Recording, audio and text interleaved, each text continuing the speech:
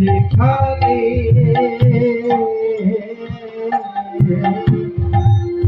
বাছা কল্প তরু নাম সকলে জানে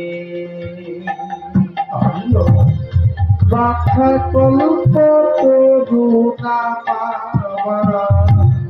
সকলে জানে হরে কৃষ্ণ হরে চিনে যাহা বাচ্চা করি আমি পুরাই বাচ্চা সেখানে বাচ্চা করলে তরুণ আমার সকলে